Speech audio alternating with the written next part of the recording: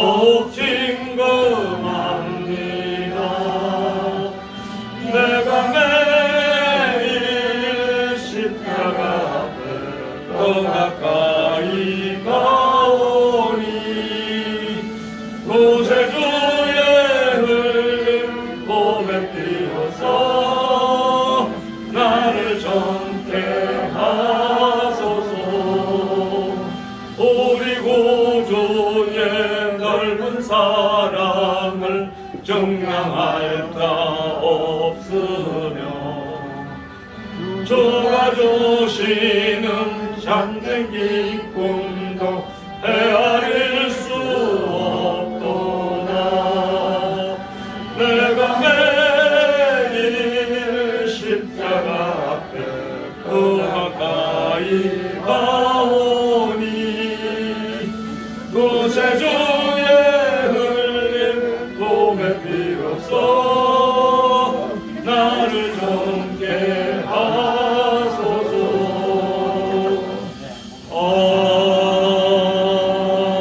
아멘. 248장 사용됩니다. 248장.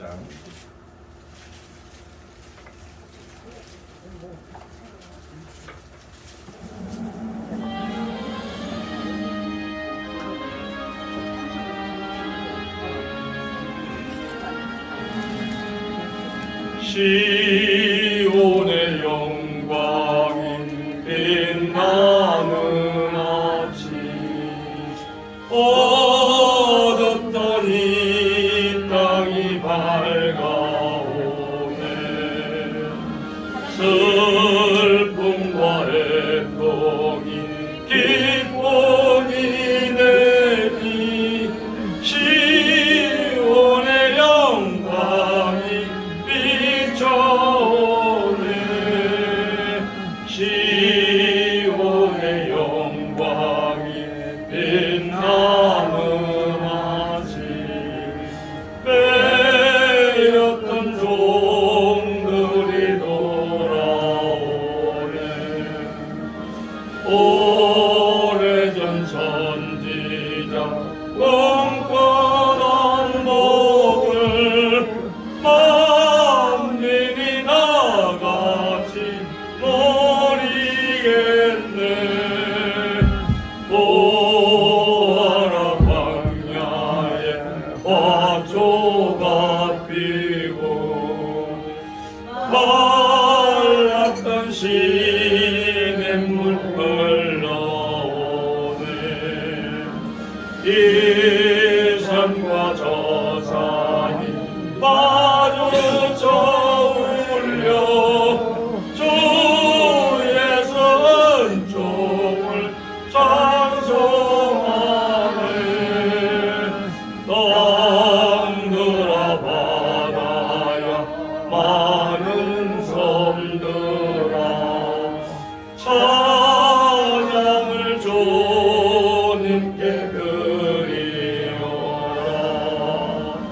싸움과 죄악에 참혹한 땅에 찬송이 하늘에 사모지니. 아멘.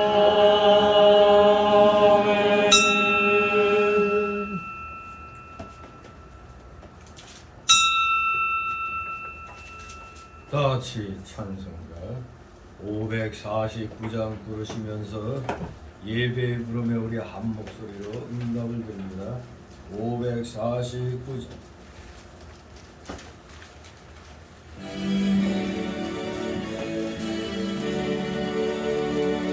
우리 기도를 들어주시고 주님의 평화를 내려주소서. 아멘.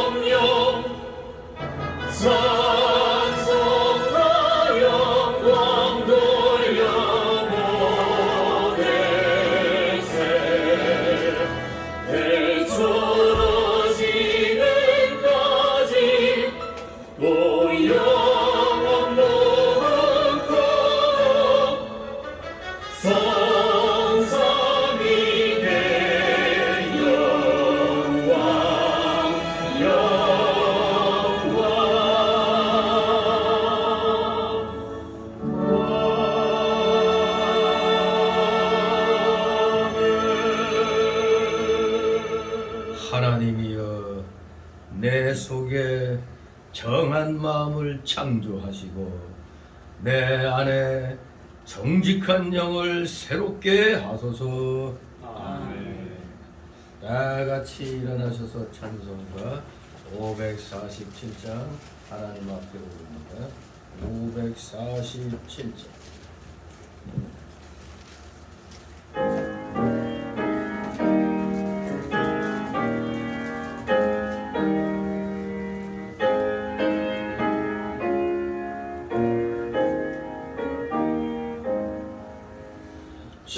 진리와 생명 되신 주, 이 몸을 바치옵니다. 믿음과 소망 사랑에 한 마음 되게 하소서.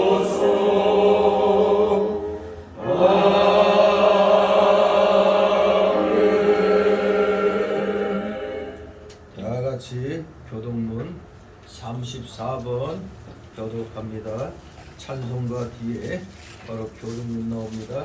34번 잠언 3장 제가 먼저 읽겠습니다. 교독합니다. 34번 지혜를 얻은 자와 명철을 얻은 자는 복이 있나니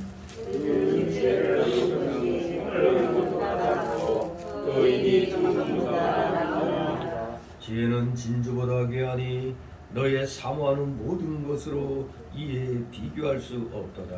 그 별은 잠수가 있고 그 작은 새는 부귀가 있나니 그 길은 즐거운 길이요 그 첩경은 다 평강이니라. 지혜를 얻은 자에게 생명나무라. 지혜를 가진 자는 복되도다. 여호와께서는 지혜로 땅을 세우셨으며 명철로 하늘을 굳게 펴셨고 그 진주로 자기 갈라지게 하셨으며 공중에서 있으니 내게 하셨느니라. 내 아들아 완전한 지혜와 근신을 지키고 이것들로 네 눈앞에서 떠나지 않게 하라. 대저 여호와는 너의 의지할 자이시라. 네 발을 지켜 끌리지 않게 하시리라. 아멘. 다 같이 사도신경으로 우리의 신앙 하나님 앞에 고백드립니다.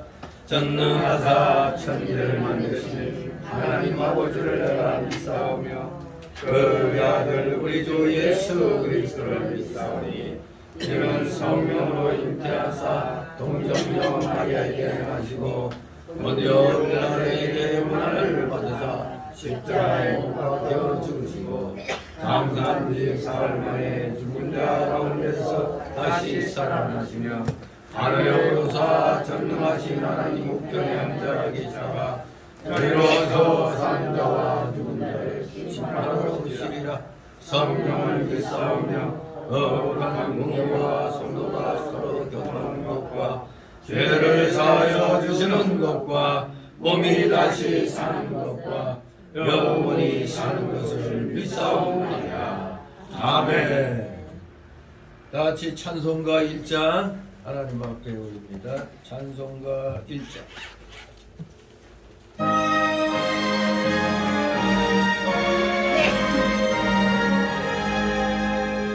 왕복의 근원 하나님 온 백성 찬송 드리고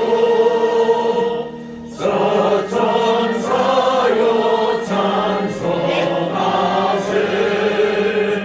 찬송 성도 성자 성로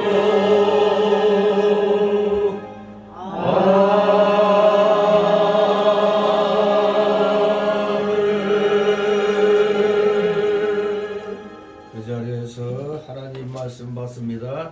오늘 주일 오전에 주시는 하나님 말씀 구약성경 사무엘하 7장 페이지수로 473쪽 정도 되겠습니다. 7장 1절에서 오전 시간은 11절까지 말씀을 보도록 합니다.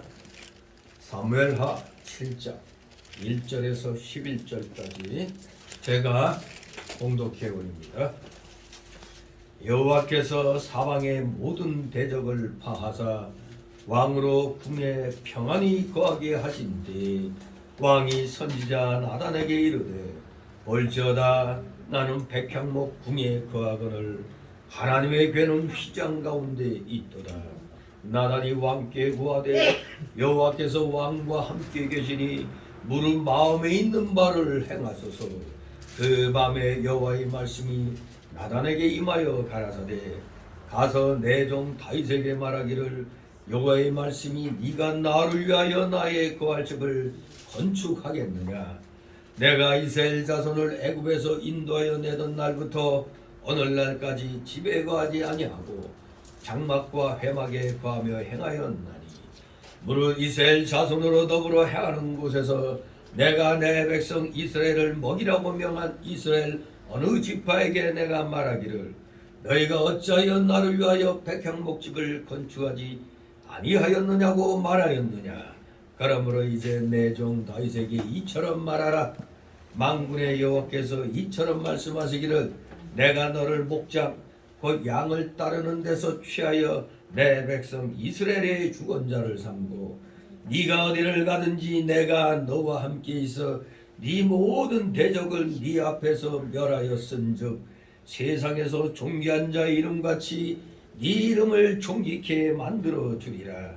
내가 또 내 백성 이스라엘 위하여 한 곳을 정하여 저희를 심고 저희로 자기 곳에 가하여 다시 옮기지 않게 하며 악한 유로 전과 같이 저희를 해하지 못하게 하여. 다같이 11절 전에 내가 사설을 명하여 내 백성 이스라엘 다스리던 때와 같지 않게 하고 너를 모든 대적에게서 벗어나 평안케 하리라.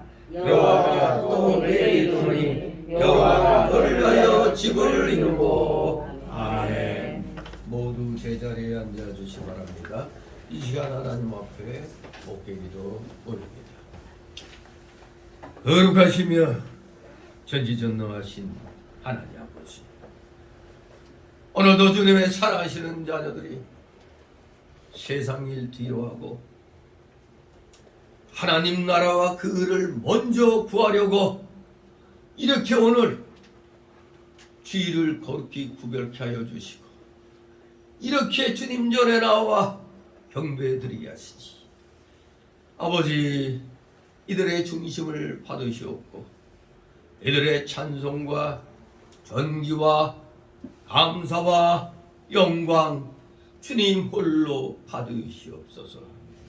놀랍고도 크신 주님의 십자가 대속의 사랑으로 우리 모두 지옥 사망 형벌에서 건짐받아 천국 백성 하나님 자녀로서의 감사하는 기쁨의 삶을 이 땅에서 누리게 하여 주셨으니 어찌 우리가 입술을 열면 감사가 절로 나오지 않을 수 있겠나이까. 그런데 아직 우리 속에는 구원은 받았다고 하지만 옛사람의 그 속성이 죄악성과 부패성과 완악성과 연약성이 아직도 꿈틀거리며 우리의 거듭난 영이 말씀에 순종하여 나아가는 길을 자꾸 방해를 합니다. 우리 모두 거듭난 우리 중생한 영이 진실로 전심전력을 다하여 하나님께 바로 서도록 이 옛사람과의 속성과의 싸움에서 우리는 늘 승리해야만 하겠습니다. 우리의 마음이 하나님께로 향하면 반드시 주의 성령께서 우리를 승리의 길로 이끌어 주시는 믿습니다. 진실로 악한 마귀 세력은 조금이라도 우리에게 틈이 보인다면 바로 해집고 들어와 우리를 넘어뜨리려 합니다.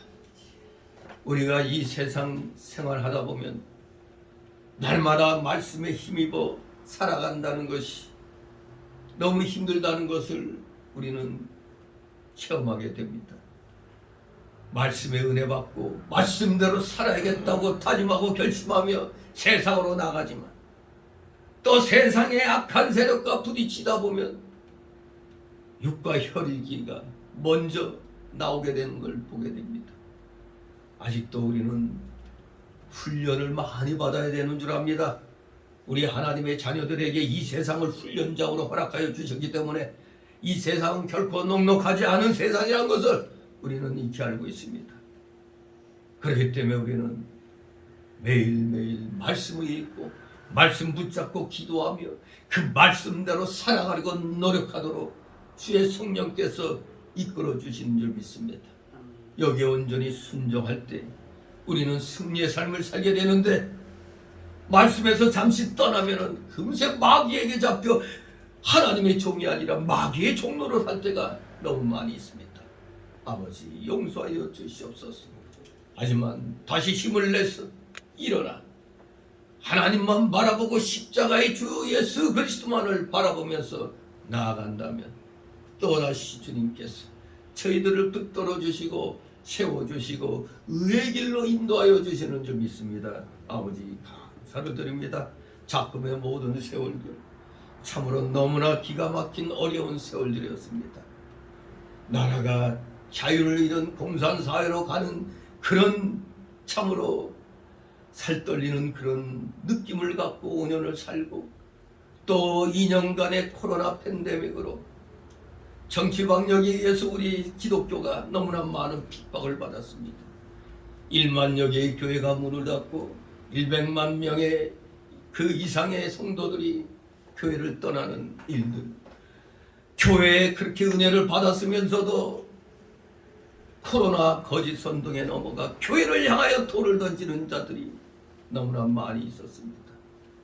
이제 그 시기가 잠시 지나간 것 같지만 또다시 또 그러한 시대가 올 것이라고 참으로 경고의 메시지가 또 울리고 있습니다. 우리는 정신 차려야 되겠습니다. 세상은 이제 종말을 향하여 가고 있습니다. 종말의 끝이 점점 가까워지는 것을 성경을 통하여 또 성령의 충만함을 통하여서 우리는 조금씩 느껴가고 있습니다. 이러한 때 우리는 정신 바짝 차려 사단의 괴계에 맞서 싸워야 되는 줄 압니다. 사단의 세력은 맞서 싸우지 않으면 우리는 잡아먹힙니다. 우리가 맞서 싸울 때 사단의 세력은 도망간다고 그랬습니다. 우리 모두 피 흘리기까지 사단의 괴계와 맞서 싸워 참으로 하나님께서 허락하여 주셔서 굳건하게 또 세계 10위의 경제국가로 이 나라를 세워주셨으니 바로 이것은 하나님의 은혜인 줄 알고 우리 기독교인들이 앞장서서 이 나라의 자유를 지키며 이 나라가 하나님이 끝까지 포기하지 않으시는 귀한 나라라는 것을 우리 모두 만천하에 선포해 나가며 자신감 있고 참으로 확신 있게 더욱더 주변에 복음을 전파해 나가는 사랑하시는 자녀들 다 되게 하여 주시옵소서. 성도들 간에 시기 질투하지 않게 하옵소서. 마귀는 우리가 어떻게든지 질투 시기하여 갈라지게 만들려고 합니다. 갈라지게 하는 역사는 마귀의 역사입니다. 우리는 어떻게든지 진리 안에서 하나가 되도록 최선을 다함으로 하나님을 기쁘시게 해드려야 되겠습니다. 우리 서로 위로하고 격려하고 권면하면서 이 험난한 시대 믿음으로 승리해 나가는 진실된 하나님의 자녀들, 하나님의 귀한 일꾼들 다 되게 하여 주시옵소서. 오늘도 여러 가지 아픈 사연을 가지고 나온 우리 성도들 있습니까?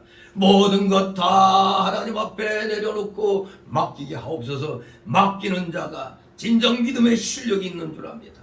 맡기는 것이 믿음의 실력인 줄 알고 우리 모두 남김없이 하나님께 맡김으로 예배를 마치고 돌아갈 때 참으로 그 모든 것을 해결할 수 있는 승리의 기쁨을 가지고 돌아가는 사랑하시는 자녀들 다 되게 하여 주시옵소서. 거룩한 자의 입술과 영을 주장하여 주셔서 선포되는 귀한 말씀 오직 말씀 중심으로 하나님 중심으로 잘 증거하여 우리 성도들의 마음판에 온전히 새겨지게 하옵소서.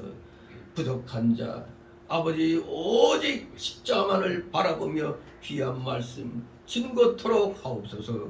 감사를 드립니다. 모두 피곤한 중에 나왔사오니 아버지 조름마귀 물리쳐 주시고 온갖 잡념의 마귀 틈 못하게 하여 주시옵소서. 마치는 시간까지 오직 주님께서만이 영광 홀로 받으시옵소서. 예수 그리스도의 이름으로 감사드리며 기도드려옵나이다. 아멘. 다 같이 찬송가 242장 242장 찬송입니다. 2절까지 부르고 잠시 간증합니다.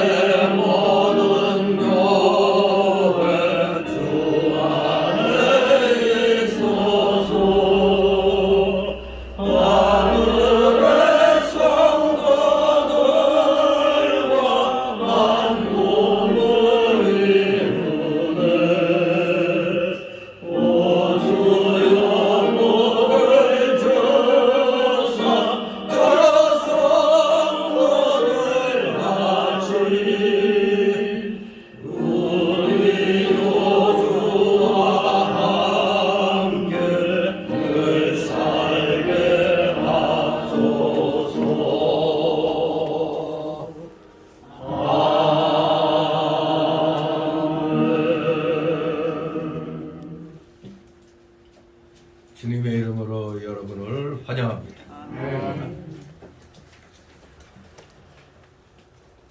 이제 6월 1일이면 지방선거를 하는데 미리 사전 투표를 한 분도 있을 줄 압니다. 아무튼 바쁜 중에도 국민들으로서 또 잘 투표를 하시기 바랍니다. 본 게임은 6월 1일이니까 정신 똑바로 차려서 우리 여러분의 귀중한 축복을 잘 행사하시기 바랍니다. 자, 오늘 여기 보면은 다윗 언약 체결이란 제목으로 오늘 오전 오후 시간 살펴보겠는데, 다윗 언약 체결, 바로 여기 이 7장은 유명한 다윗 언약의 장입니다.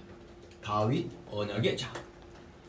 이 언약으로 말미암아 다윗의 자손인 솔로몬의 사역과 번영이 제시되고, 더 나아가 인류의 구속자이시며 하나님 나라 건설자이신 메시아가 예언되었고, 그래야 메시아의 왕국, 즉 신앙 공동체, 이름하여 교회, 그리고 그의 성전, 좁게는 예수 그리스도의 육체, 넓게는 성도들로 이루어진 교회, 이 그의 왕국과 그의 성전이 계시되어짐을 볼 때 이 7장은 메시아의 도래로 시작되는 신약을 이해하는 데 있어서 바로 여러분들이 마태복음에서 요한계시록까지 보는 그 신약의 그 말씀들을 이해하는 데 있어서 이 7장이 아주 필수적인 배경을 제공하고 있는 셈입니다. 바로 이 7장의 내용은 언약 체결의 배경과 또 언약의 체결 그리고 언약에 대한 다윗의 감사기도 등으로 이렇게 내용이 구성되어 있습니다. 오늘 오전에는 1절에서 11절까지를 통해서 다윗 언약 체결의 배경과 또 성전 건축을 다윗에게 하나님이 또 허락하지 않으신 그 상황과 그러면서 또 하나님께서 요구하시는 삶이 무엇인가를 우리에게 가르쳐 줍니다. 오늘 이 1절에서 11절을 세 소단락으로 나누어서 살펴봅니다. 첫째 단락은 1절에서 3절로 다윗 언약 체결의 배경입니다. 다윗 언약 체결의 배경. 두 번째 소단락으로는 4절 7절로 성전 건축을 다윗에게 허락하지 않으신 하나님, 성전 건축을 다윗에게 허락하지 않으신 하나님에 대해서 그 이유가 무엇인가. 그리고 세 번째 단락으로 8절 11절 하나님께서 요구하시는 삶, 하나님께서 요구하시는 삶이 무엇인가를 우리에게 가르쳐 줍니다. 자, 그럼 먼저 오늘 첫 번째 단락 1절 3절부터 살펴봅니다. 다윗 언약 체결의 배경. 여기 보니까 다윗이 성전을 세우려고 했더니 선지자 나단이 이제 처음에는 격려하는 것을 보게 됩니다. 앞에 그 5장 3절에 보면 이제 다윗이 왕으로서 통일왕국의 왕으로서 기름 부음을 받습니다. 그리고 5장 6절 10절에 보면 마침내 예루살렘이 수도로 결정이 됩니다. 또 6장에 가면 덕계를 마침내 예루살렘으로 옮깁니다. 그리고 오늘 여기 7장 1절에 보니 하나님께서 다윗에게 평화를 허락하시는 것을 봅니다. 또한 2절 3절에 이어 다윗이 복귀를 모실 성전 건축의 소원을 가지고 있음을 우리는 바라보게 됩니다. 이처럼 정치적인 안정기를 맞은 다윗은 복귀를 영원히 안치할 성전 건축을 계획하고 이제 선지자 나단에게까지 동의를 얻게 됩니다. 이 성전 건축은 하나님의 영광을 위하는 일일 뿐만 아니라 중앙 집권화를 가속화시킬 수 있는 것으로서 다윗 왕에게는 아주 필연적으로 이루어져야 할 과업이라고 다윗은 생각했던 것입니다. 그런데 문제가 일어납니다. 정작 높임을 받을 하나님께서는 다윗의 열심은 인정은 했지만 성전 건축을 이룰 수 없게 하셨음을 우리는 깨닫게 됩니다. 여기에 대한 말씀은 역대상 28장 3절에 아주 그냥 구체적인 그 이유가 나와요. 왜 너는 성전 건축하면 안 되느냐. 그 역대상 28장 3절에 보면은 너는 군인이라 피를 많이 흘렸다. 그렇게 말씀합니다. 피 흘린 손으로 하나님의 거룩한 전은 건축할 수 없다 이겁니다. 하지만 다윗은 그 모든 성전 건축을 할 수 있는 재료들을 다윗 왕이 다 준비해 놨습니다. 그것이 이제 마침내 아들 솔로몬에게 가서 성전 건축이 이제 이루어지게 되는 거죠. 우리는 그렇게 열심으로 전 생애를 바쳐 하나님을 섬기던 다윗이 사실 누구 때문에 전쟁하고 피 흘렸어요? 하나님의 영광을 위해서 전쟁하고 피 흘렸는데 너는 군인이라 피 많이 흘려서 안 돼 하면서 성전 건축을 못하겠습니다. 자, 그러면 그 배경이 어떻게 이제 이루어져 가는가를 우리 한번 살펴보도록 합니다. 1절 2절 있습니다. 여호와께서 사람의 모든 대적을 피하사 왕으로 궁에 평안히 거하게 하신 때에 왕이 선지자 나단에게 이르되 볼지어다 나는 백향목 궁에 거하거늘 하나님의 이름을 주장 가운데 있도다. 아멘. 다윗은 참 좋은 사람이죠. 자기가 편히 거하니까 하나님이 나는 이렇게 평안한 궁에 거하는데 어떻게 하나님의 괴는 이런 번듯한 건물이 아니라 휘장에 있다는 거 너무나 마음이 아파했습니다. 참 다윗은 이 정신 상태가 진짜 참 올바른 사람이에요. 은혜를 받았으니 하나님께 그 은혜를 갚아드려야 되겠다고 생각하는 겁니다. 하나님께서 다윗의 그 사방에 널려있는 모든 대적을 다 물리쳐 주셨기 때문에 나라가 평안해졌을 때 다윗은 제일 먼저 하나님의 전을 건축할 마음을 가졌습니다. 오늘날 우리 예수님 믿고 구원받았다는 주의 자녀들, 급할 때는 하나님 앞에 나가 그냥 울며 기도합니다. 그런데 하나님이 딱 기도의 응답을 들어주시면 감사합니다고 하는 것까진 좋은데 그 다음에 돌아서서는 잊어버려요. 언제 그랬는가. 그러니까 또 범죄를 하죠. 아무튼 우리는 하나님이 뭔가 우리에게 이루어졌을 때 절대 그 은혜를 잊으면 안 됩니다. 다윗이 이렇게 모든 대적을 하나님이 물리쳐 주시고 나라가 평안해지니까 다윗은 그동안 입은 하나님의 은혜에 보답할 마음이 생긴 겁니다. 사방의 모든 대적을 파하사 왕으로 궁에 평안히 거하게 하신 때 다윗 언약이 체결된 이 시기는 8장 1절 이하에 나타난 주변 국가들의 그 정복이 일단락되고 이제 비로소 다윗 왕권이 대내외적으로 확립되어진 안정기였을 때 하나님께서 다윗과 이 언약을 체결한 것으로 추정을 할 수가 있습니다. 다윗은 이렇게 하나님의 성전을 심히 사모했습니다. 그래야 시편 132장 3절 5절에 이렇게 고백합니다. 내가 실로 나의 거하는 장막에 들어가지 아니하며 내 침상에 오르지 아니하며 내 눈으로 잠들게 아니하며 내 눈꺼풀로 졸게 아니하기를 여호와의 처소 곧 야곱의 전능자의 성막을 발견하기까지 하리라 하였나이다. 전능자의 성막을 발견하기까지 자기는 거하는 장막에 안 들어가겠다는 거예요. 내 침상에도 안 오르고 내 눈으로 잠들게 안 하고 내 눈꺼풀로 졸지 않게 하겠다는 겁니다. 하나님의 성막을 발견하기까지 이렇게 간절히 하나님의 전건축에 마음을 갖고 있었던 겁니다. 다윗은 신령한 성소를 더욱 사모했습니다. 신령한 성소를 사모하고 찾는 성도가 보이는 성전도 지으려고 힘쓰게 되는 겁니다. 신령한 처소를 사모하고 찾는 성도가 눈에 보이는 성전도 지으려고 힘쓰게 되잖아요. 우리 모두 은혜를 받으면 어떻게든지 하나님 앞에 정도 중심을 드리고 싶어 하잖아요.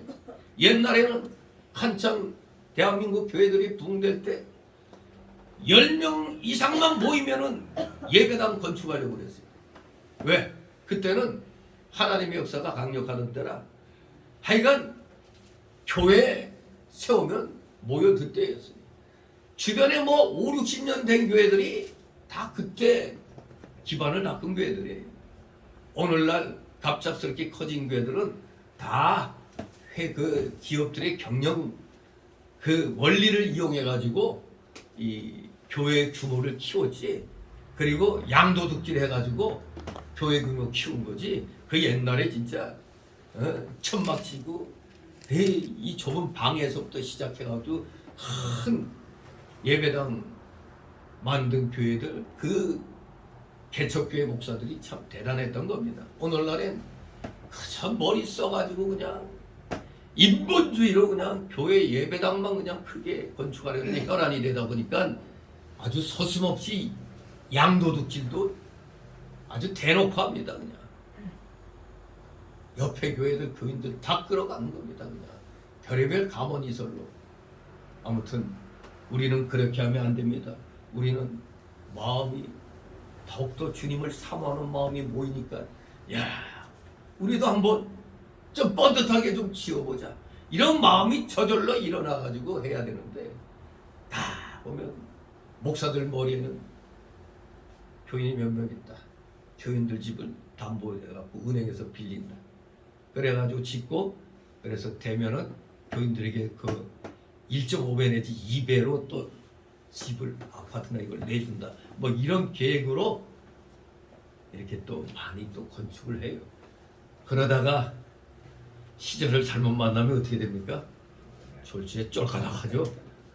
저 여의도에 저 무슨 교회예요? 앞에 큰 절 있고 예? 제자교회. 거기 담임 목사가 감옥 들어가고 나니까 그 교회 지을 때 그냥 아파트 담보로 넣었던 교인들이 그냥 난리 나는 거죠. 새로운 담임 목사가 우리 몰라. 나 몰라 해버리니까 어떻게 되는 거예요? 그냥 교회 믿고 다 찔러 넣었는데 알아서들 하나님. 교회가 다 해준다고 했기 때문에 갚아준다고 했으니까 한 건데 지금 어떻게 되는지 모르겠어요. 아무튼 오늘날에 좀 비상식적인 비정상적인 방법으로 이렇게 교회당들을 멋지게 짓고 있습니다만 이건 비성경적인 방법으로 하면 안 됩니다. 먼저 신령한 성도를 사모하고 찾으려는 마음이 충만한 성도들이 조금씩 계획을 세워가지고 그래서 이제 짓기 시작해야지. 그냥 온갖 방법 다 써가지고 가문이설로 해가지고 하면 안 되는 겁니다. 참으로 신령한 성소를 사모하고 찾는 성도들이 이제 때가 되면 눈에 보이는 성전도 지으려고 힘쓰게 되는 겁니다. 다윗은 하나님께서 사방의 대적을 다 물리쳐 주시고 이스라엘을 견고하게 해주시고 태평하게 해주신 것을 깨닫고 하나님께 진심으로 감사하여 그 은혜를 보답할 생각으로 이렇게 하나님의 성전을 지으려고 한 것입니다. 구약 때는 성전이라고 얘기합니다만 오늘 신약 시대에는 성전이라고 하면 안 되죠. 오늘날의 성전은 바로 여러분이 성전이에요. 성령이 거하시는 내 몸이 내가 바로 성전입니다. 오늘날에는 교회당, 예배당이죠. 어제도 이전 예배 드리는데 가서 설교했지만 딱 보니까 성전 이전 감사 예배, 교회 이전 감사 예배라고 해야지. 이 구약적인 개념. 자꾸 어떤 교회들은 좀 교회 크면 제1성전, 제2성전 이거 참 무식하다는 얘기입니다. 이게. 그리고 교인들도 기도할 때 이 재단에 어쩌저쩌 재단이란 말 써도 안 돼. 이거 구약적인 개념인 것입니다. 아무튼 우리 기독교 그 단체에서 용어들을 바로 쓰라고 용어집까지 나왔는데도 그냥 그 용어 아예 읽어보지도 않아요. 그냥 하나님이 축복해 주시를 빕니다 하는 이런 용어까지도 막 쓰죠. 아니 하나님이 축복해 주시다니 하나님이 누구한테 복을 빌어준다는 거예요. 하나님은 복 주시는 근원자지 복을 빌어주시는 분이 아니에요. 제가 하나님께 축복 기도를 한다든가 축복을 뭐 사람들에게 빌어주는 거는 축복이라고 할 수 있지만 하나님이 어떻게 축복을 해요? 하나님보다 더 높은 하나님이 또 계신가? 아니잖아요. 하여간 여러 가지 용어에서 목회자들부터가 특히 부흥사들이 그 용어를 너무 잘 써요. 멋있어 보이나 보여요. 축복 하니까 멋있어 보이는지 잘못된 용어들은 고쳐 쓸 생각을 해야 되는데 아무튼 우리는 똑바르게 이 성경의 용어들을 우리가 사용해야 되겠습니다. 구약 때는 분명히 성전입니다. 눈에 보이는 이 건물 성전이에요. 지금 우리는 예배드리는 곳이 예배당으로 교회당으로 구분되어 있는 겁니다. 아무튼 다윗은 하나님이 베풀어 주신 은혜를 생각하고 하나님의 성전을 지으려고 한 겁니다. 하나님의 은혜에 감사할 줄 모르는 자들은 뭐만도 못한 거예요. 우리가 짐승들에게도 품격이 있죠. 아주 그 사람 같지 않은 자보고 저 짐승 같은 놈 그러죠. 짐승보다 못한 놈들이 있어요. 어떤 놈들이 짐승보다 못해요? 하나님의 은혜를 받아놓고도 감사할 줄 모르는 자들은 짐승만도 못한 겁니다. 짐승은 자기에게 먹이 주고 뭐 은혜 베풀어 주면 그래도 심지어 뭐 까치가 은혜 갚은 까치라는 그런 얘기까지 있잖아요. 아니 우리가 이 사람이 짐승반도 못해갖고 이거 되겠습니까? 그 증거가 뭡니까? 우리 오죽하면 그런 격언까지 생겼겠어요. 원래 은혜는 돌 위에 새기고 원하는 물 위에 새겨야 되는데 사람은 어떻게? 은혜는 물 위에 새기고 원하는 돌에다 새기고. 은혜는 어디에 새겨야 돼? 돌에 새겨야 돼. 하나님의 주신 은혜를 기억하기 위해서. 그래서 이스라엘 백성들은 딱 하나님의 은혜를 받고 기념할 만한 데다 꼭 이 지게표 같은 걸 이렇게 돌비석 같은 걸 세우잖아. 에베레세 뭐 이렇게 하면서 하나님이 여기까지 우리를 인도하셨다. 그 경계표를 딱 세우고 또 요단강 건널 때 그 돌 가지고도 또 그 자리를 또 기념하고. 아무튼 우리 하나님의 은혜를 절대 잊어서는 아니게 되겠습니다. 있는 자들은 뭐만도 못해? 짐승 같은 게 아니에요. 짐승보다 못한 겁니다. 우리가 잘 아는 또 이스라엘의 성군 히스기야 왕.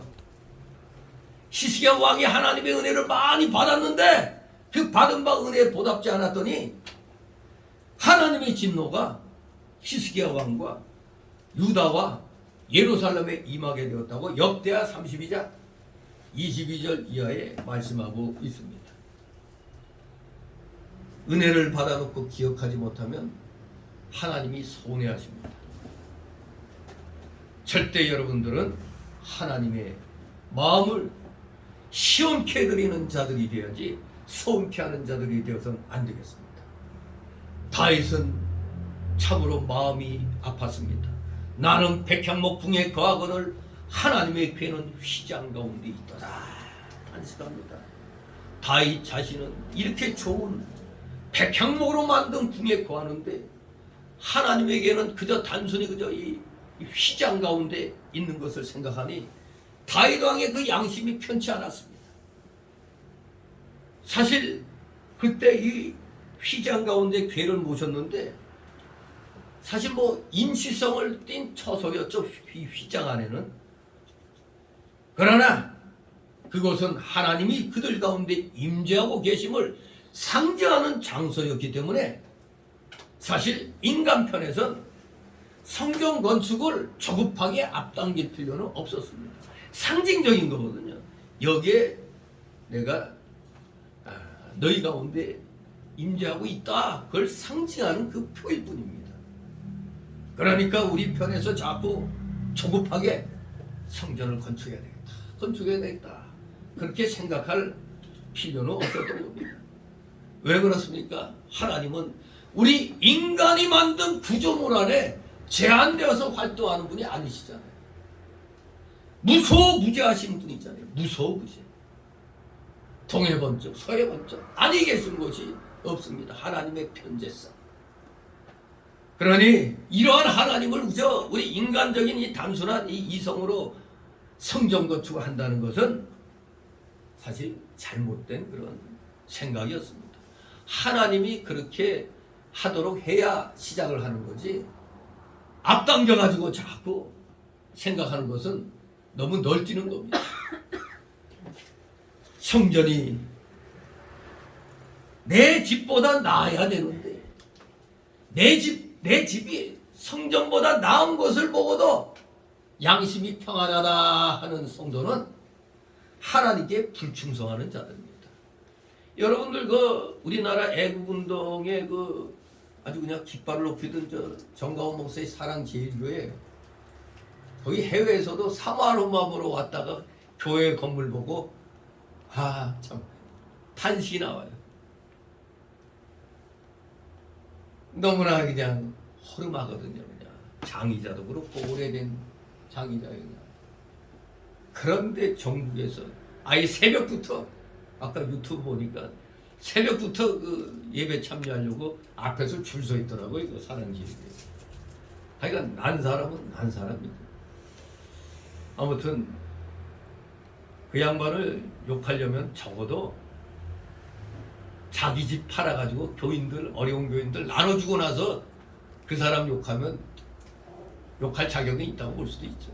왜냐면 그 양반은 처음부터 장모님과 처갓집에서 오늘로 말하면 아파트 좋은 거 사줬는데 그거 그냥 다 팔아가지고 교인들 다 나눠주고 자기는 교회 이쪽에 이런 구석되게 막을 치고 거기서 이렇게 사는 거예요. 차 사주면 또 차 팔아가지고 또 어려운 교인들 주고. 적어도 그렇게 한 목사라면 좀 눈에 좀 거슬리는 것은 욕해도 돼요. 근데 욕할 자격 눈꺼만부터 없는 자들이 떡하면 욕 잘한다고 이렇게 욕하는데, 그 사람들 양심불량입니다. 모든 목사들이 입 닫고 있을 때 분연히 그냥 악한 정권에 입을 열고 감옥에 가고 나온 사람은 그 사람 한 사람밖에 없었어요.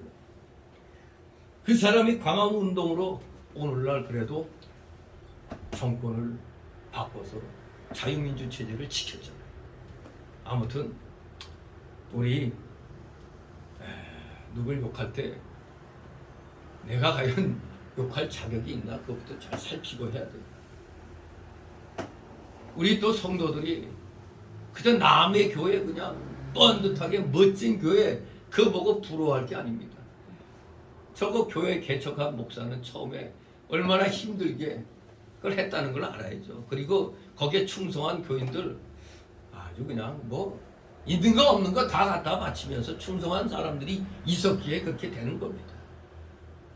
그런 사람들이 신앙을 본받을 생각해야지 그저 겉으로 지어진 그것만 그냥 부러워가지고 눈에 번듯하게 보이는 교회들 가운데 은행 빚에 그냥 간들간들한 데가 굉장히 많아요. 지금 막 나오고 겁없이 그냥 빚내서 지었다가 내놓은 교회들이 엄청 많습니다. 그러니까 부러워하려면 저렇게 열심히 지으려고 애를 쓴 그 성도들의 그 믿음을 그냥 부러워해야지 겉에 드러난 그런 거 부러워할 필요는 없습니다. 아무튼 우리가 기본적으로 예수 믿고 구원받은 자로서 믿음 생활 하다 보면은 뭔가 내가 좋아졌을 때 몸된 하나님의 교회가 좀 부족하게 느껴지면 양심이 편해서는 안 되는 거죠. 어떻게든지 빨리 좀 잘 되도록 내가 좀 힘을 써야겠다. 이런 자세를 가져야 됩니다. 그런데 내 집은 여기 다윗처럼 백향목 집인데 아니 이 성전은 희쭈그리에 이런 데라면 그런데도 마음이 편하다. 하나님께 불충성한 자입니다. 다윗은 성전보다 자기 집이 더 좋은 것을 죄송하게 생각했습니다. 그리하여 성전을 지어 하나님께 바치려고 지금 결심한 겁니다. 이것이 바로 다윗이 믿음을 쓴 증거입니다. 생각만 아무리 많이 해봐야 실천하지 않으면 꽝이죠. 다윗은 이제 마음을 먹고 진행을 하려고 하는 것입니다.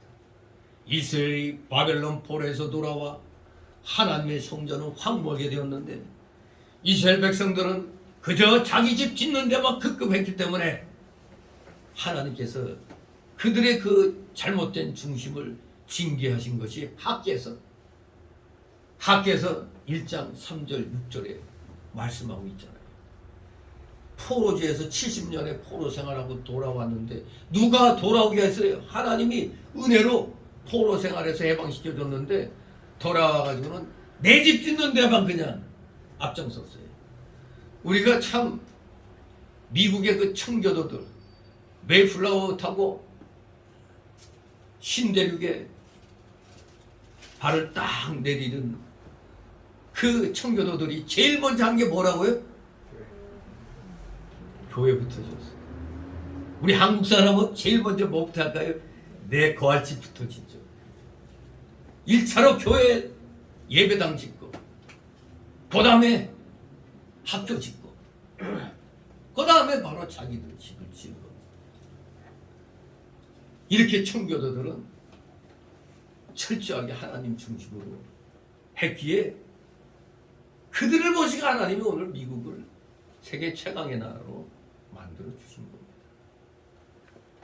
학개서 1장에도 이 이스라엘 백성들이 포로에서 돌아왔으면 하나님의 은혜 감사해서 하나님 성전부터 지을 생각해야 되는데 내 집부터 그냥 짓느라고 바빴어요. 그러니까 하나님이 진노하셔서 징계를 하신 겁니다. 우리 또 유명한 이 독립교회 교신 그 김현보 목사님이 참 좋은 말씀을 정리해서 후배들에게 물려주셨어요. 뭐냐? 하나님께서 우리에게 물질을 주신 목적은 첫째, 먹고 살게 하기 위함이요. 둘째, 믿는 일 하게 하려고 주셨다고 했습니다. 믿는 일, 즉 하나님의 그 구원 사역을 하게 하려고 주셨다고 한 겁니다. 이게 하나님이 우리에게 물질 주신 목적입니다. 먼저는 먹고 살면서 하나님의 구원 사역을 하도록 주셨다는 겁니다. 그러니 하나님이 주신 물질을 하나님을 위해서 써야 될 텐데 자기를 위해서 쌓아놓고 하나님을 위해서 쓰지 않는 자는 어리석은 자라고 누가복음 12장 16절 21절에 어리석은 부자 그 얘기가 나오죠. 어제 하나님이 많이 벌게 해주셔갖고 행복에 겨워서 이걸로 내일 뭐 할까 아주 그냥 기쁜 마음으로 설레면서 잠을 자다가 아침에 일어나면 성공이지만 못 일어나면 그 누구 거가 되는 거죠? 허망한 거죠. 참 허망한 겁니다. 이게. 우리가 분명히 먹고 살기 위해서 열심히 뛰는데 하나님이 날 먹고 살게 해주시면은 그 은혜에 감사해서 뭘 해야 된다는 거예요? 하나님 일 하라는 겁니다. 하나님. 그런데 이걸 할 줄 모르는 사람은 그 재물이 불같이 자기 살을 먹을 날이 온다는 사실을 야고보서 5장 1절 3절에서 말씀하고 있는 겁니다. 도리어 재물이 나를 잡아먹을 때가 오는 겁니다. 제가 전에 얘기했잖아요. 이건 뭐 만든 얘기가 아니라 국민일보에 나온 얘기잖아요. 믿음 좋은 집사, 여집사가 너무너무 힘든데도 날이면 날마다 새벽 예배 나와 교회 열심히 봉사해 그렇게 그냥 충성을 했더니 하나님이 어느 날부터 복을 주시는데 막 일이 잘 돼갖고 건물을 하나 사게 됐다고 그러잖아요. 자, 이러면 우리는 어떨까요? 더 열심히 하나님께 충성하는 자가 됐겠구나 생각했는데 이 양반이 건물이 하나 생기고부터는 건물의 마음을 다 빼앗겼어. 건물 관리하느라고 주일날에도 막 슬금슬금 빠지고 잘 나오는 새벽은 아예 이제 문 닫고 그러다가 그 담임 목사가 뭐라고 썼는데 어느 날 하나님이 침상에 던졌다고 그러죠. 왜? 병이 걸려 아파 들어눕게 돼버린 겁니다. 그러니까 그 양반한테는 하나님 그 건물 산 그게 복이 아니라 도리어 화가 되어버린 겁니다. 결코 그 재물의 자기가 그냥 잡아먹히게 된 겁니다. 이게 우리는 이래서는 안 됩니다. 하나님이 하나를 주시면 우리는 둘을 충성 봉사할 수 있는 그런 마음 자세를 가져야 돼요. 아마 여러분들에게 하나님이 뭐 로또 같은 거 안 주시는 이유가 저것들 줘봐야 아마 한국을 떠날 거다. 줬다 하면 누가 찾아올 거봐 잽싸게 그냥 연락 다 끊을 거다. 근데 대개가 그랬어요. 그 당첨된 사람들 조사해 보니까 된 사람들이 80%가 미국에서 이제 조사해 보니까 일확천금을 가진 사람 80%가 되기 전보다 더 나빠져 버렸어요. 20% 정도는 괜찮게 됐는데 알고 봤더니 나누는 생활을 했어. 그러니까 됐는데 나머지 80%는 흥청망청 쓰다가 다 더 거지가 돼버리더라고요. 바로 하나님이 그렇게 될까봐 우리에게 안 주시는 겁니다. 아무튼 그럴 때 또 하나님한테 대들어봐요. 저한테 줘봤어요? 한번 줘보세요. 내가 어떻게 하나. 아무튼 우리 하나님이 주신 물질 하나님 위해서 써야 됩니다. 왜? 여러분들 지금 갖고 있는 거 다 내 거 아닙니다. 내가 이 세상 떠나면 이거 다 그냥 불살라지는 거예요. 없어져요. 내 거 아니에요. 도리어 내가 재산을 많이 모아놨으면 무슨 일이 일어날까? 자녀들 간에 이거 잘못하면 법정소송까지만 가는 거예요. 그러니까 적당하게 그냥 물려주고 하나님 위해서 열심히 쓰시기 바랍니다. 우리 교회가 좀 작다 보니까 누가 교회 나오는 거 우리 지금 안 나오지만 교회가 저 노인네 저렇게 잘 하는 척하면서 노인네 재산을 갖다 다 먹으려고 하는 거다. 이런 식으로 그냥 또 그냥 그래. 그런 일 하는 데는 저 이단 교회나 그러죠. 이단 교회는 통째로 다 삼키니까 11조 하라는 얘기 안 해줘. 대신 엄마 10분의 10 다 내라 그러죠.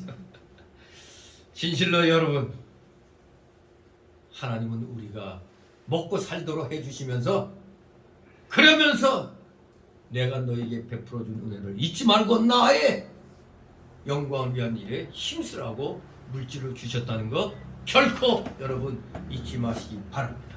다 같이 3절 읽습니다.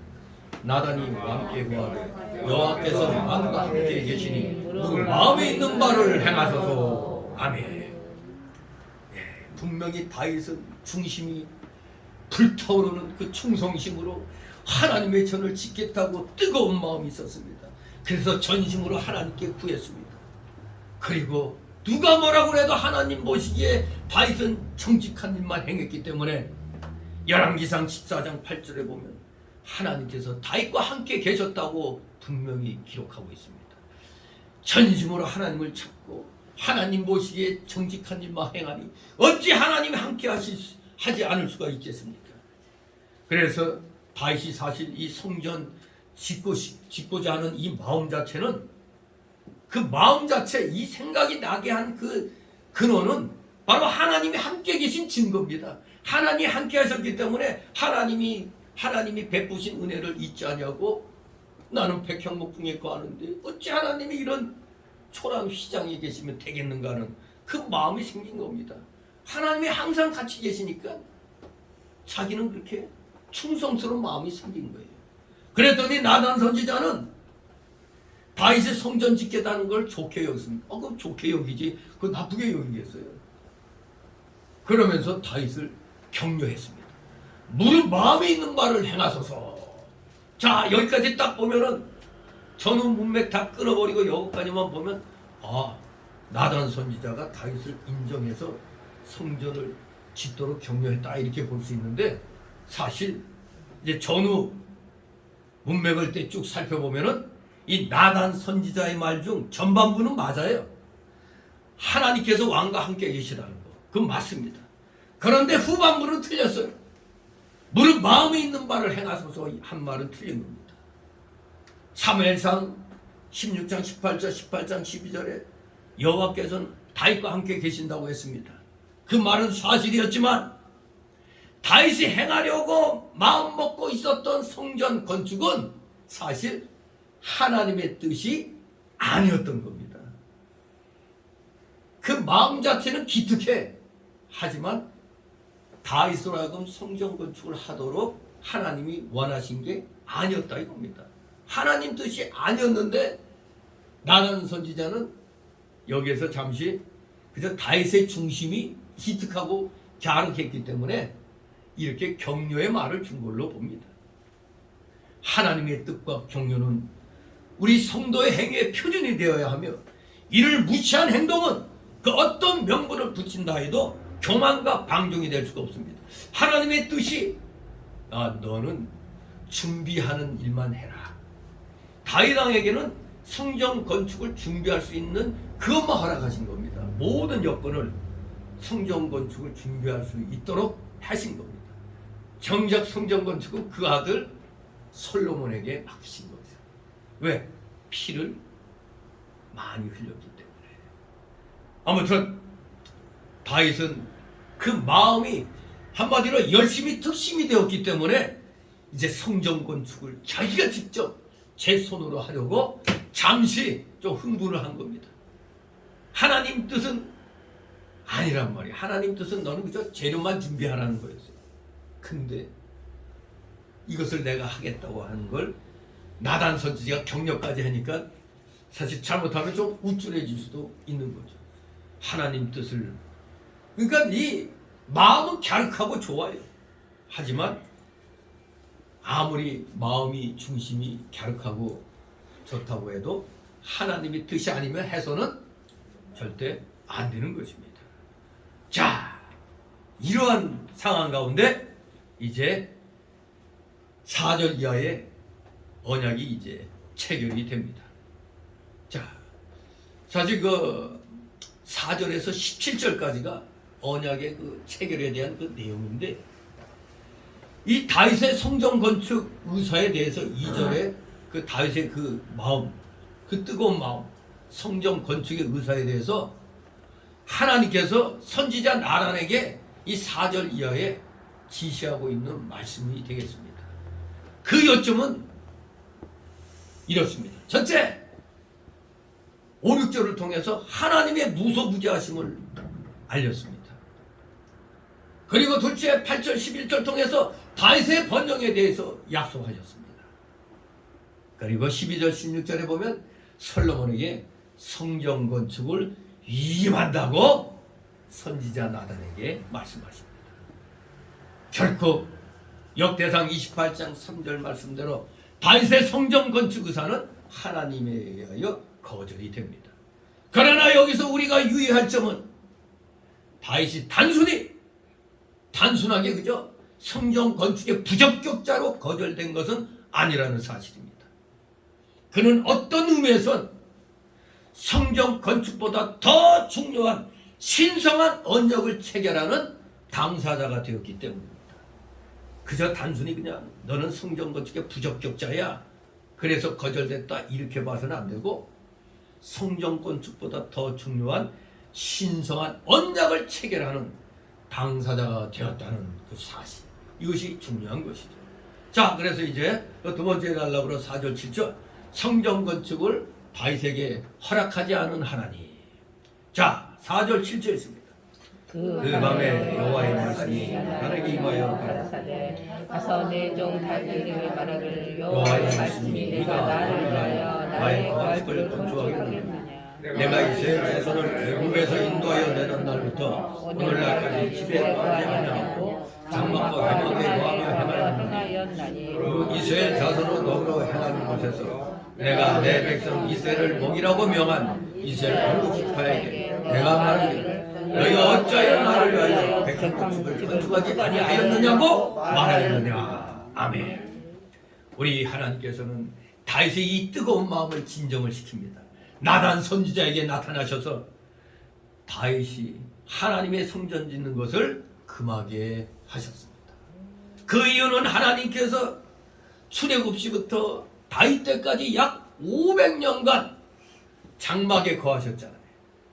솔로몬 성전이 건축되기까지는 장막에 거하셨어요. 500여 년간. 한 번도 그 상황 속에서 백향목으로 성전을 지으라고 한 적이 없었다는 겁니다. 그저 저 회막은 단지 내가 너희들 가운데 내가 임재해 있다는 걸 상징하는 표거든요. 그렇기 때문에 그런 것 하나님은 필요로 하지 않았기 때문에 요구를 하지 않으셨던 겁니다. 왜 그렇습니까? 바로 이것이 하나님께서는 눈에 보이는 성전보다는 보이지 않는 영적 성전을 더 중요시하는 증거입니다. 이 예배당 건물보다 여러분 한 사람 한 사람이 말씀에 바로 서서 바른 신앙생활하는 것, 그게 영적 성전 건립입니다. 그게 더 중요하다는 것을 우리에게 구약 때부터 가르쳐 주는 겁니다. 그런데 오늘날 우리는 잘 먹고 잘 살다 보니까 또 생활 형편이 되니까 예배당도 멋지게 이제 지을 생각을 하는 거죠. 없는 데서 그냥 삐까번쩍하게 올리려고 하는 건 아니죠. 건축한다는 것 자체가 나쁜 건 아니지만 이걸 인본주의적인 방식으로 해서는 안 된다는 그런 의미인 것입니다. 예나 지금이나 영적 성전이 보다 더 중요한 겁니다. 그러므로 우리 성도는 보이는 성전 건축을 첫째로 하지 말고 보이지 않는 신령한 성전 건축을 첫째로 해야 되는 겁니다. 여러분 자신이 말씀에 바로 서서 말씀대로 실천하는 생활하는 것, 그래야 주변 사람들이 야, 저 사람 교회 나가더니 사람이 달라졌다, 그렇다면 나도 한번 교회 나가볼까? 요 마음이 든 것 자체부터가 성공하는 겁니다. 진실로 우리 신령한 성전 건축하는데 최선을 다하시 바랍니다. 신령한 성전은 건축하지 않으면서 보이는 성전만 건축하는 것은 하나님께서 기뻐하지 않으시는 겁니다. 아예 내 자신 신령한 성전이 되도록 만들 생각은 안 하고 그저 눈에 보이는 화려하고 삐까번쩍한 거, 야 너희 교회 참 잘 졌다. 근데 요새 모든 교회들이 한결같이 1층에다가 카페를 많이 운영하죠. 근데 정상적인 그 빚이 없이 그 지은 교회에서는 사실 그런 거 하면 안 되죠.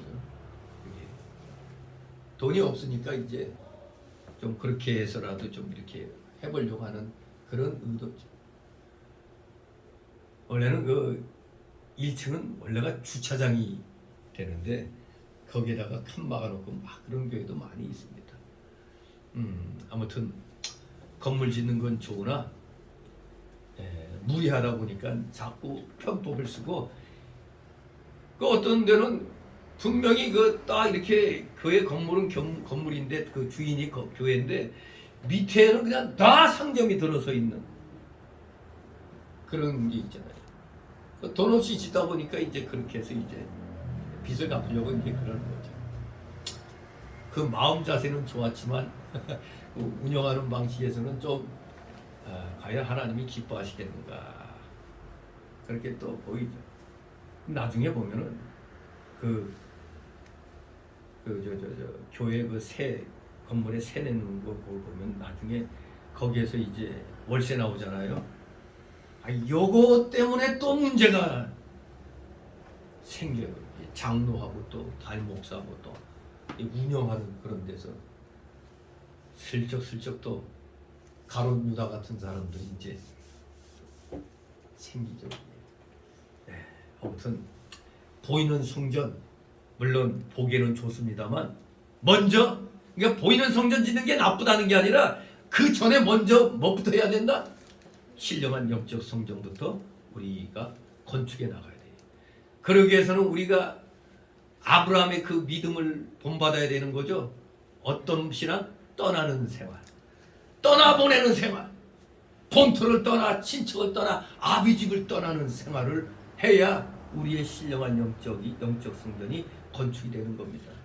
모세 시대 와서는 그 말씀을 뭘로 바꿀 수가 있어요? 아브라함의 떠나는 생활이 모세 시대에서는 신벗는 생활, 신벗는, 네가 선 것은 거룩한 것이니 신벗으라고 그랬잖아요. 신벗는 생활, 죄를 벗어버리고 하나님의 종이 되고 내 자신을 벗어버리는 게 신벗는 생활이잖아요. 그게 이름하여 아브라함으로 봤을 때는 물질선을 넘고 인정선을 넘고 생명선을 넘는 훈련인 겁니다. 자기 자신을 벗어버리고 죄를 벗어버리고 하나님의 종이 되는 생활, 신벗는 생활. 아브라함은 물질선, 인정선, 생명선을 넘는 신앙을 선보였고 모세는 우리에게 신벗는 생활을 선보였던 것입니다. 그게 바로 다 신령한 영적 성전 건축하는 겁니다. 그것이 돼야 눈에 보이는 성전 건축을 해도 하나님이 기쁘게 받으실 수가 있는 겁니다. 그렇습니다. 여기 다윗의 모습은 아주 기특합니다. 하지만 다윗의 사명은 성전 건축이 아니라 따로 있습니다. 다윗의 사명은 눈에 보이는 성전 건축이 아니라 다윗에게 맡겨진 사명은 첫째, 영토를 확장하고 원수를 다 정복하여 나라를 평안케 하고 나라를 견고하게 하는 일. 이것이 다윗이 하는 일입니다. 왜 그렇습니까? 오늘날 우리가 정교분리 원칙 하에서도 우리 교회들은 나라를 위해서 기도하죠. 왜? 교회를 보호하는 성경 역할을 국가가 하기 때문에 그런 것입니다. 국가가 없으면 교회가 있어요, 없어요? 없잖아요. 교회를 보호하는 방패막이란 말이 국가가. 그러니까 국가가 굳건히 서도록 로마서 13장 1절 이하에 말씀하고 있는 거 아닙니까? 우리 모두 여기 다윗이 한 일이 뭡니까? 하나님의 성전을 건축하기 전에 먼저 나라를 평안케 하는 게 목적이었어요. 하나님은 다윗을 이렇게 너 영토 확장하고 원수 다 정복하고 나라부터 평안케 해. 나라부터 경고케 해. 이게 다윗이 하는 일입니다. 오늘날 국가가 하는 일이 뭡니까? 이겁니다. 나라를 경고케 하는 거예요. 그래야 교회가 안전하게 복음 전파할 수가 있는 겁니다. 역대상 22장 8절에 여호와의 말씀이 내게 임하여가 이르시되 너는 피를 심히 많이 흘렸고 크게 전쟁하였느니라. 네가 내 앞에서 땅에 피를 많이 흘렸은즉 내 이름을 위하여 전을 건축하지 못하리라고 역대상 22장 8절에서 말씀을 하고 있는 겁니다. 그러니 다윗은 다른 생각하지 마. 나라부터 굳건하게 평안케 하라. 이것이 하나님의 맡겨주신 사명입니다. 두 번째, 다윗의 사명. 보이지 않는 신령한 성전을 잘 짓고 그 모든 하나님의 백성들을 그 영적 성전으로 인도하는 일. 이게 다윗의 사명입니다. 보이지 않는 신령한 성전을 잘 짓는 게 바로 네가 할 일이라. 세 번째, 성전 짓기 전 먼저 하나님을 섬기는 방법과 그 제도를 정하여 모든 백성을 하여금 그 법대로 하나님을 잘 섬기게 하는 준비를 하는 일. 이게 다윗의 사명입니다. 하나님을 섬기는 방법과 제도부터 정하고 그래서 그 법대로 하나님을 잘 섬기게 하는 준비를 하는 일을 네가 해야 된다 이겁니다. 하나님께서 다윗을 하여금 시편을 기록하게 했고 백성들에게 하나님을 섬기는 신령한 경전을 소개하고 하나님을 섬기는 법을 깨닫게 한 것입니다. 그야말로 바탕을 쌓은 겁니다. 바탕. 우리가 건물 지을 때 무조건 그냥 갖다 그냥 건물 세우는 게 아니잖아요.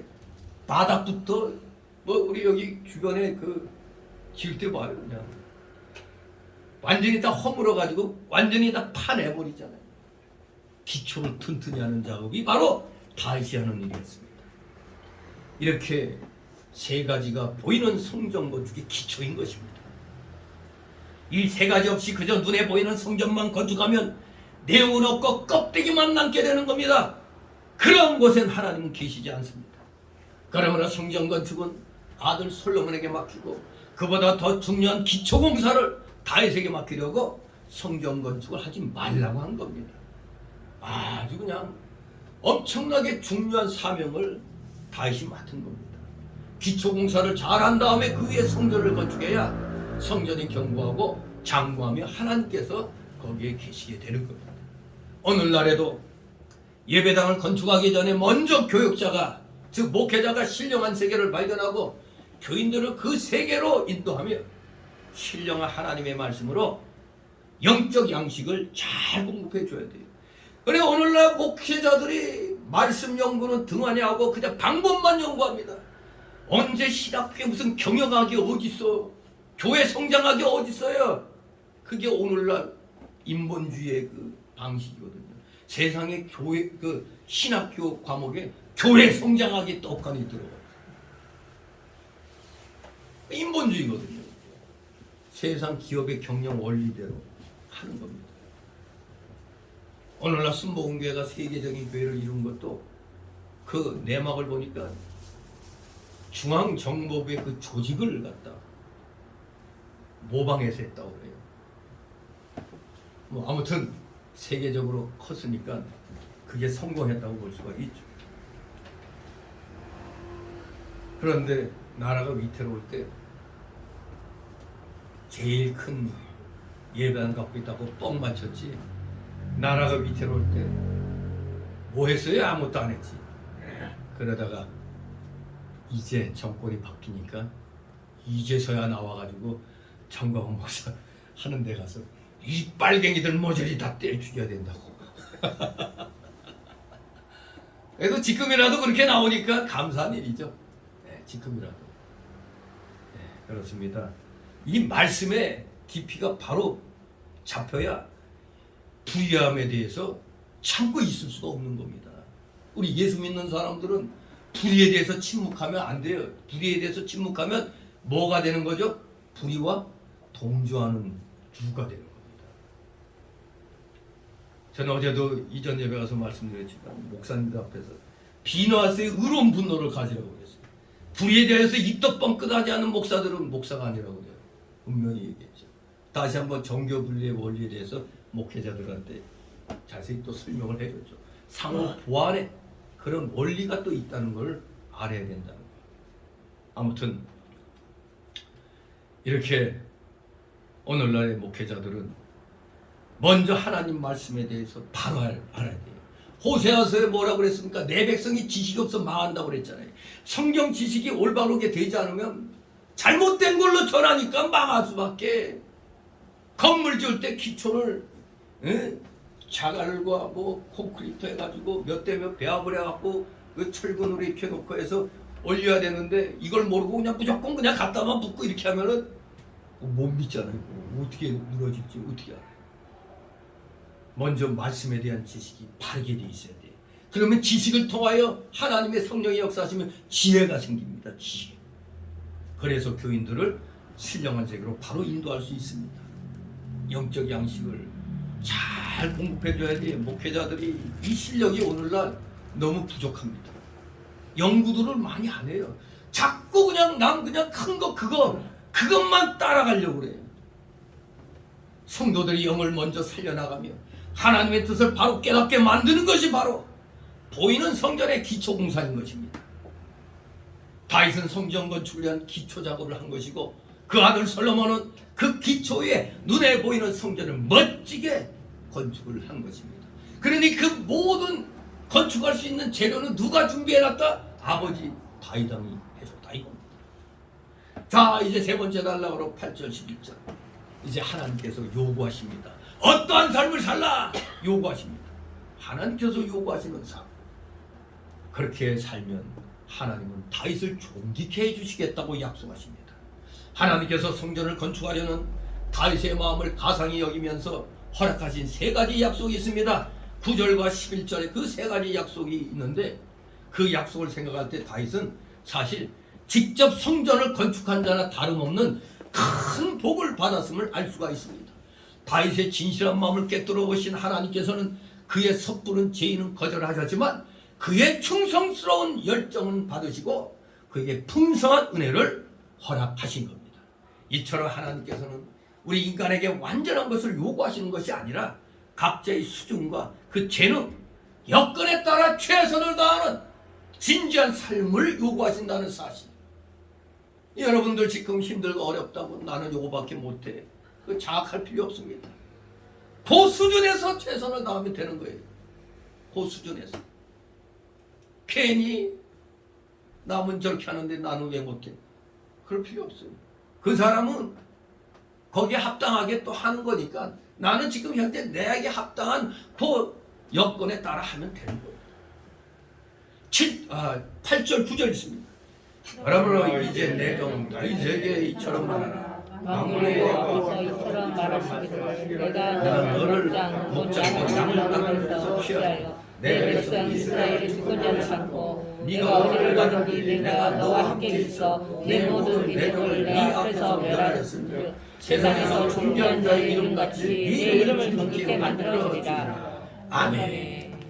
다윗이 믿음으로 나갈 때 하나님께서 다윗을 목장에서 불러내어 이스라엘의 주권자를 삼고 어디를 가든지 하나님이 함께 하셔서 형통케 해주셨습니다. 그러므로 다윗이 어디든지 믿음으로 하나님의 명령을 지켜나가면 하나님이 함께 하셔서 그 이름을 존귀케 해주시겠다고 약속했습니다. 존귀케 해주시겠다.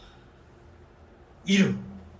이 히브리인들에게 있어서 이름은 그 사람의 존재와 인격 그 자체를 의미합니다. 그렇기 때문에 우리들 뭐 옛날에 뭐 말순이 말자 뭐 그냥 개통이 보통이 막 이렇게 막 되는 대로 지었는데 뭐 이름을 천하게 져야 큰 무슨 뭐 액땜을 한다나 어쩐다나 뭐 그런 말이 있었죠 우리나라에. 하지만 우리 지금 이름 지을 때 이해하면 좋은 뜻을 가진 이름을 지어줘야 될 거 아니야 자녀들한테. 여러분 이름이 놀림감이 되면 안 되잖아요. 우리 여기 성경에 나오는 여기 인물들 이름 보면은 하나님이 귀 쓰이신 자들의 이름은 다 좋아요. 뜻이 하나님이 구원해 주신다, 도와주신다, 뭐 보호해 주신다, 뭐 이렇게 좋은 뜻을 갖고 있어요. 이 히브리인들이 그래서 이 이름을 굉장히 귀하게 여겼던 겁니다. 따라서 우리 하나님께서는 다윗의 이름을 존귀케 하신다는 약속 가운데에는 그저 단순히 다윗의 명성만을 높여주신다는 뜻이 아니라 다윗의 존재와 인격, 신분 전체와 그에게 속한 후손을 존귀하게 만들어주신다는 그 의미가 포함되어 있는 것입니다. 바로 다윗의 이름을 존귀케 해주신다는 것은 그 후손들에게까지 하나님이 존귀하게 만들어주신다는 그런 뜻이 내포되어 있다 이겁니다. 한편 이와 같은 축복의 예언은 다윗의 통치 기간 동안 성취되었을 뿐 아니라 그의 후손으로 태어나신 예수 그리스도로 말미암아 온전히 성취되었음을 빌립보서 2장 9절 11절이 말씀하고 있는 것입니다. 결코 다윗의 그 미래는 정말로 하나님이 약속하신 대로 성취가 된 겁니다. 그 후손으로 태어나신 예수 그리스도 온전히 이러한 복의 예언은 성취가 된 겁니다. 다 같이 10절 11절입니다. 내가 또 내 백성 이스라엘을 위하여 한 곳을 정하여 저희를 심고 저희로 저희 곳에 거하여 다시 옮기지 않게 하며 악한 유로 정과 같이 저희를 해하지 못하게 하여 전에 내가 사설을 명하여 내 백성 이스라엘을 다스리던 때와 같지 않게 하고 너를 모든 대적에게서 벗어나 평안케 하리라. 여호와가 또 네게 이르노니 여호와가 너를 위하여 집을 이루고. 아멘. 네, 지금 여기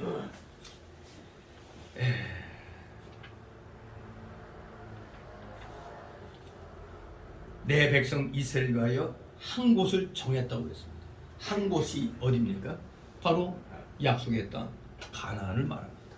하나님께서 다윗이 영적 성전을 잘 건축하면 이스라엘 백성을 가나안 땅에 심고 다시 옮기지 않게 하시며 대적의 침략을 당치 않게 하시고 그 땅을 평안하게 해주겠다고 약속하시는 겁니다.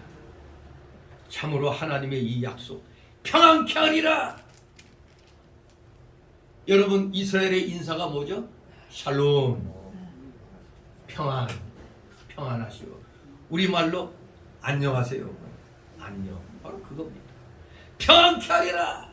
하나님께서는 사사시대 때는 참 일시적이었죠. 사사시대 이놈의 백성들이 좀 평안케 되면 금세 그냥 하나님의 은혜 잊어버리고 이웃 족속과 마찬가지로 우상 섬기고 별짓 다 했어요.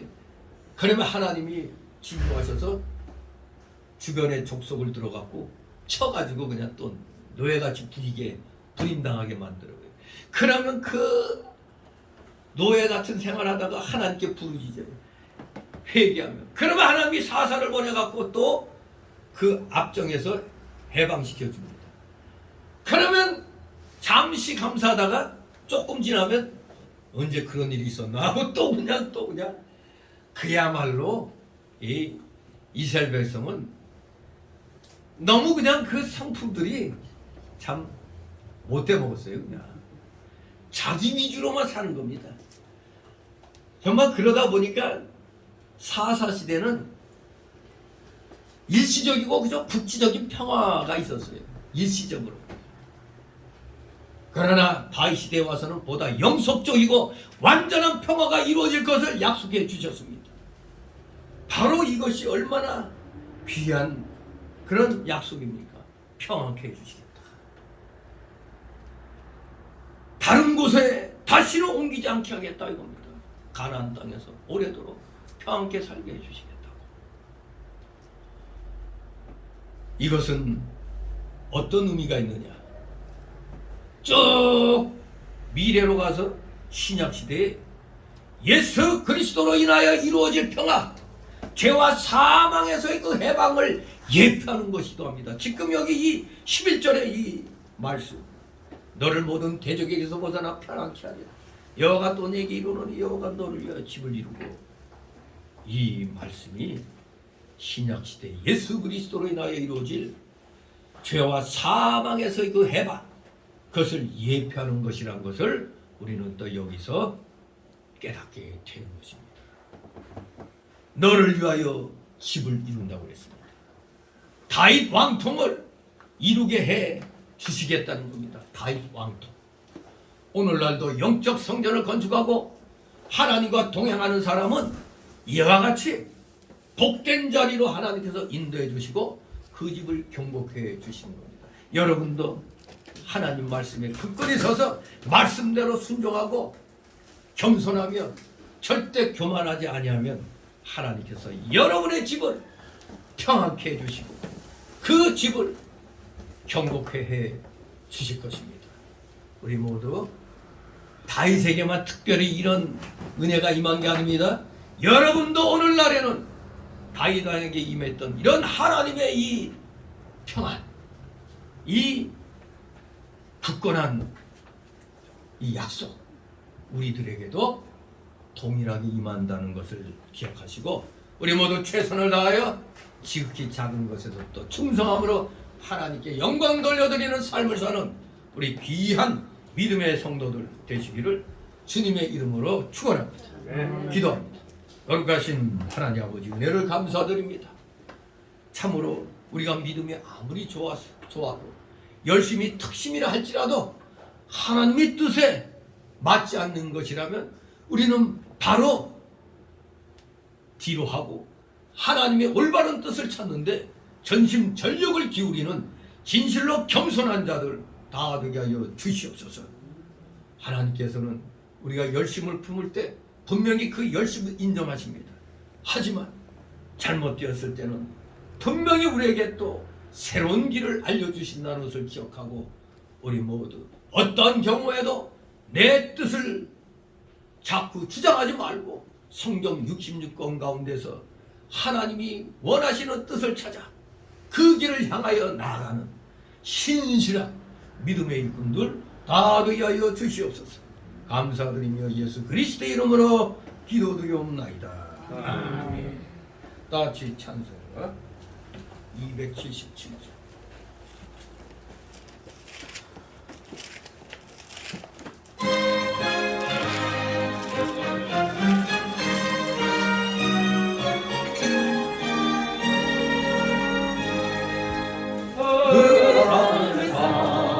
백성들을 보라 수많은 영멸 망하겠네. 누가 갈까 주의 복음 들고 생명을 구하는 곳이요. 큰 권세 주께 있으니 큰 권세 주께 있으니 영원 가서 주의 복음 전하.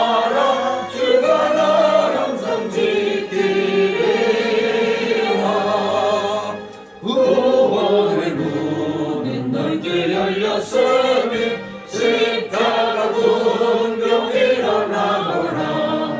너희의 힘을 하나로 뭉쳐서 죄악의 세상을 끊어라. 큰 권세 주께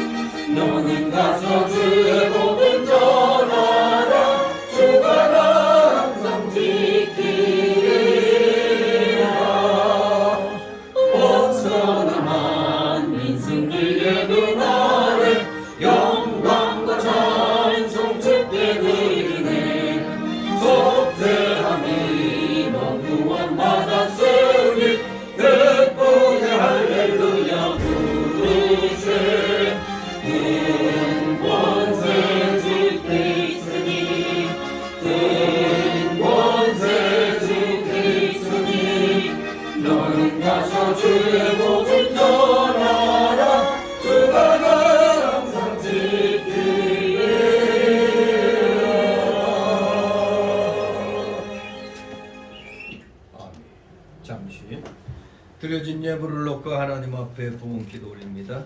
사랑과 은혜가 풍성하신 거룩하신 하나님 아버지, 오늘도 사랑하시는 자녀들 하나님께서 허락하여 주신 세상에서의 각자의 그 영역 속에서 열심을 다하여 마련한 귀한 그 열매들을 오늘도 어김없이 주님 앞에 빈손으로 나오지 않게 하여 주시고 준비하여 10의 1조를 드리고 주일 예물 드리고 각종 명목에 감사 예물 드리고 차량 예물, 작정 예물, 마음의 원대로 드리는 귀한 손길들 아버지 그들의 중심을 받으시옵소서.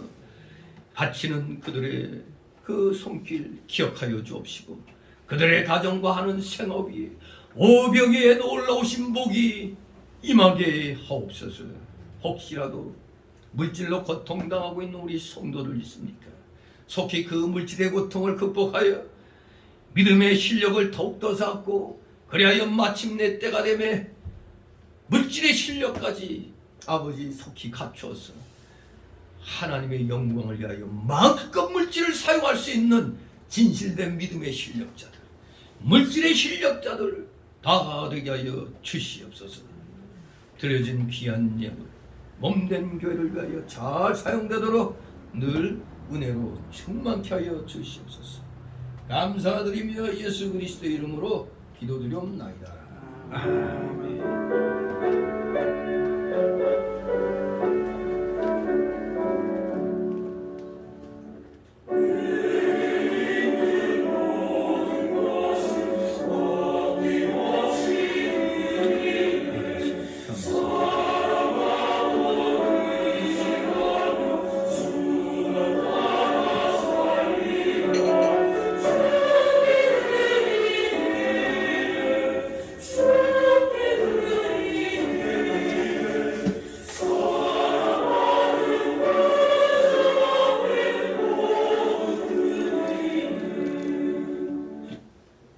감사합니다. 이 시간은 세신자 소개 시간인데 등록된 가져왔습니다. 우리 서로 가볍게들 인사들 나누시기 바랍니다. 반갑습니다. 옆자리에 보이다가 안 보이는 사람 있으면 부역장님들은 전화로 안부 물어보시기 바랍니다. 광고 말씀 이제 벌써 5월 마지막 주가 되겠습니다. 우리 나라가 굳건해야 우리 교회 생활도 잘할 수 있습니다. 늘 나라와 민족과 위정자들의 믿음을 위해서 기도하시기 바랍니다.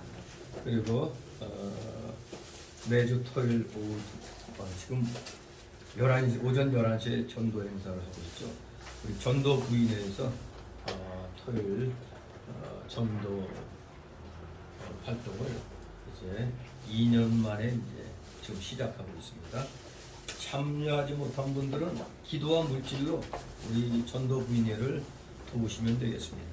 그리고 실내에서는 마스크를 착용을 하셔야 되겠습니다. 아직까지는 실내에서는 밥 먹을 때 외에는 뭐 쓰라고 하는데 참 눈 가리고 아웅하지만 그래도 혹시 모르니까 스스로의 그 건강은 스스로가 지켜야 됩니다.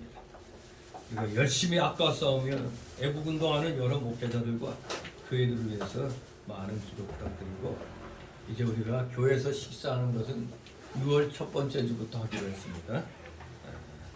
그리고 6월 1일은 여러분도 잘 아시다시피 지방선거일입니다. 소중한 한 표. 대한민국 국민이라면 바쁘다고 하지 말고 바쁘다는 핑계 대지 말고 꼭 하시기 바랍니다. 안 그러면 국민의 자격이 없는 겁니다. 자, 우리 하나님의 은혜로 여러분들의 믿음을 더욱더 지켜나가시기 바랍니다.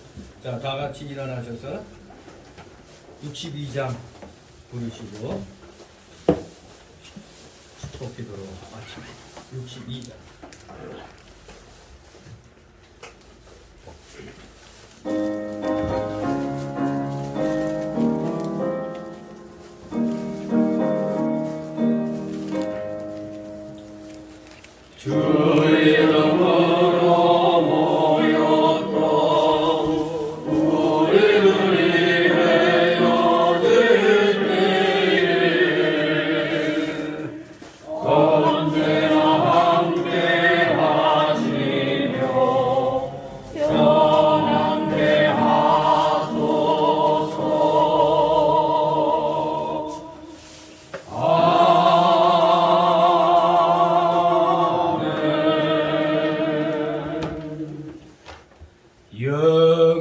지옥 사망 형벌로부터 영생복락의 무궁천국으로 우리를 구원하여 주신 우리 구주 예수 그리스도의 크신 은혜와 하나님 아버지의 극진하신 사랑하심과 성령님의 감동과 교통 충만 내주 역사하심이 여기 머리 숙인 모든 무리들 머리 위에와 각 가정 위에 하는 생업 위에 하는 학업 위에 이 나라 이 민족 위에 이 나라 모든 교회들 위에 이제부터 영원토록 함께 있을지어다.